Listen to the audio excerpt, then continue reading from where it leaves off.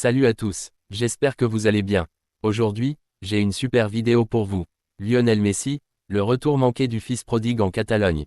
Mercato, le jour où le FC Barcelone a laissé filer Lautaro Martinez, un rendez-vous manqué avec l'histoire. Alors regardez-la jusqu'à la fin. Si ce n'est pas encore fait, abonnez-vous à la chaîne et activez la cloche de notification pour ne rater aucune de mes prochaines vidéos. Mon objectif, atteindre les 40 000 abonnés, et j'ai besoin de vous pour y arriver. Un immense merci à chacun d'entre vous pour votre soutien. Vous êtes les meilleurs. Mercato, le jour où le FC Barcelone a laissé filer Lautaro Martinez, un rendez-vous manqué avec l'histoire. Il existe, dans les coulisses du football, des histoires qui ne voient jamais le jour, des transferts avortés qui auraient pu tout changer, bouleverser des carrières, redessiner le visage de clubs entiers. Parmi elles, celle de Lautaro Martinez et du FC Barcelone occupe une place particulière. Car ce n'est pas seulement une opération ratée sur le marché des transferts.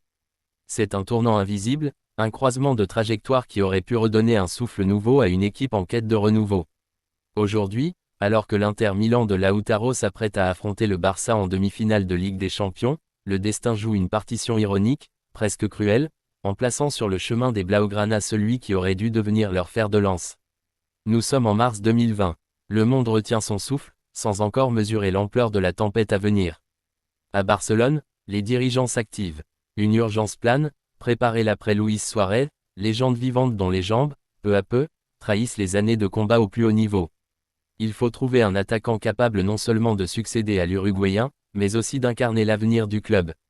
Le profil idéal s'impose alors avec une évidence déroutante, Lautaro Martinez, jeune prodige argentin qui brille à l'Inter Milan, enchaînant les performances de haut niveau avec une maturité impressionnante. Lautaro n'est pas un simple numéro 9. Il est mobile, puissant, doté d'une intelligence de jeu rare pour son âge, capable de combiner dans les petits espaces et d'attaquer les profondeurs. Surtout, il forme avec Romelu Lukaku l'un des duos les plus redoutables d'Europe. À Barcelone, on rêve déjà d'une association Messi-Lautaro qui ferait frissonner les défenses. Les négociations avancent rapidement. En coulisses, Ramon Plan, alors directeur sportif, et Oscar Gros, directeur général, prennent l'avion pour Miami, là où les représentants du joueur les attendent. Durant 2 jours, les 14 et 15 mars 2020 les discussions sont intenses, mais constructives. Le contrat est prêt, un accord de principe est trouvé. Lautaro est emballé, le Barça est confiant, et l'Inter, bien que réticent, semble prêt à discuter. Le deal semble inévitable, il ne reste plus qu'un feu vert final pour officialiser ce qui serait l'un des plus gros coups du mercato estival à venir. Mais alors que tout semble aligné, le ciel s'assombrit brutalement. Un ennemi invisible, imprévisible, frappe l'Europe de plein fouet, le Covid-19. En quelques jours, tout bascule. Le monde s'arrête, les vols sont annulés, les frontières se ferment, les stades se vident, les économies s'effondrent. Le football, comme le reste de la planète, entre dans une phase d'incertitude totale. Pour le Barça, la priorité n'est plus de recruter un attaquant, mais de survivre économiquement. Les pertes financières sont colossales, les salaires doivent être renégociés, les projets gelés, et les rêves, même les plus beaux, mis de côté. L'opération Lautaro devient un luxe que le club ne peut plus s'offrir. En quelques jours, l'espoir se transforme en regret, l'ambition en résignation. Le joueur, lui, reste à Milan.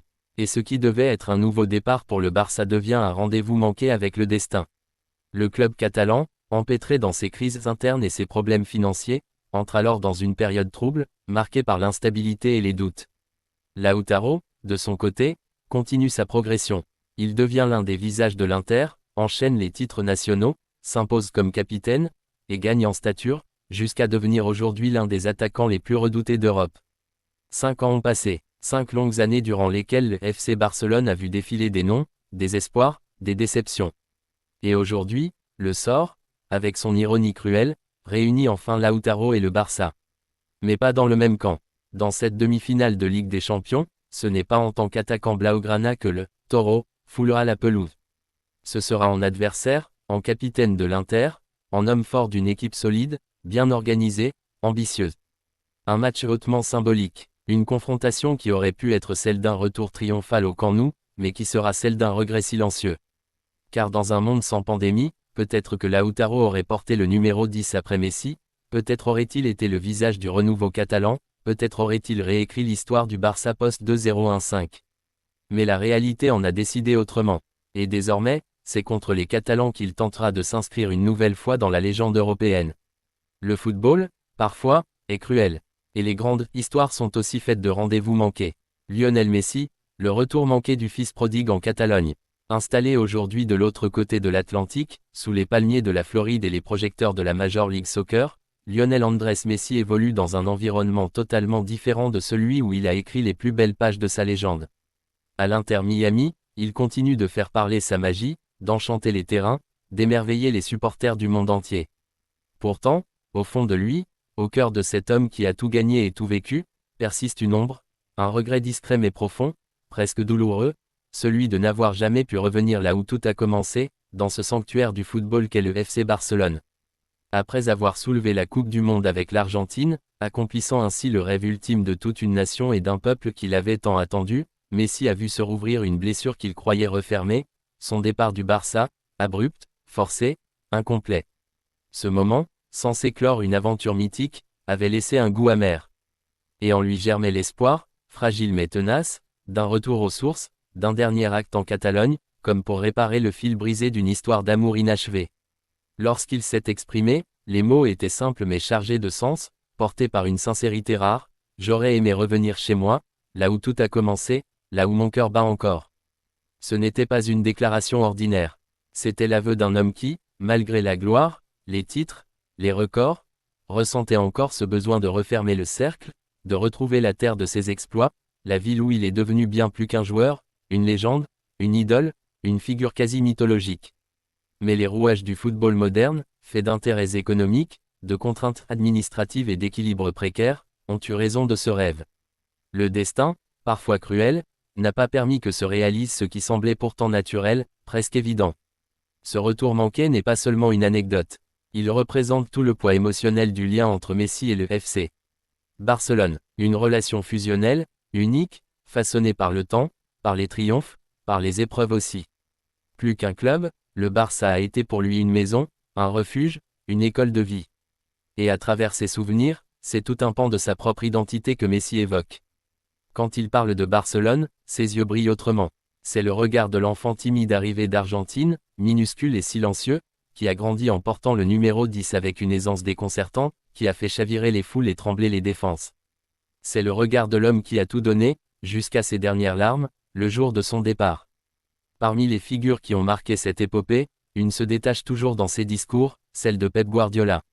Dans ses mots, l'admiration est intacte, presque révérencieuse. Guardiola voit des choses que personne d'autre ne voit, dit-il, comme s'il parlait d'un mage, d'un maître d'orchestre au pouvoir surnaturel. Ensemble, ils ont bâti un Barça qui dépassait le cadre du football. Sous la direction de ce tacticien hors norme, Messi n'était pas simplement un génie du ballon rond. Il était le cœur battant d'un système révolutionnaire, d'un style de jeu fait de possession hypnotique, de mouvements précis, de gestes sublimes. Le football est devenu poésie, et Messi, son plus grand poète.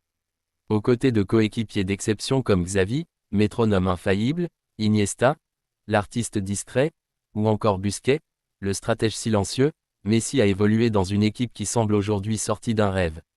Une génération dorée, où l'intelligence collective se mêlait à l'inspiration individuelle, où l'ego laissait place à la fluidité du jeu.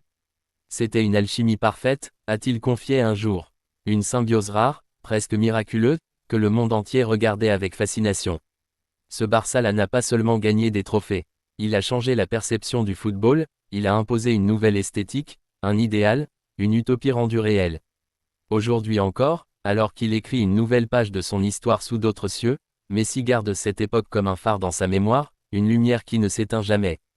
Ce retour avorté, qu'il n'a pu vivre, reste une blessure douce amère, mais il n'éclipse pas l'immensité de ce qu'il a construit avec le FC Barcelone. Et même si les retrouvailles n'ont pas eu lieu sur le terrain, le lien, lui, n'a jamais été rompu. Il transcende le temps, les maillots, les kilomètres. Car il y a des amours qu'aucune distance, aucun obstacle, aucun changement de continent ne peut effacer. Entre Lionel Messi et le Barça, il n'y aura jamais de fin véritable. Seulement un amour éternel, tissé d'or et de souvenirs impérissables. Yeah.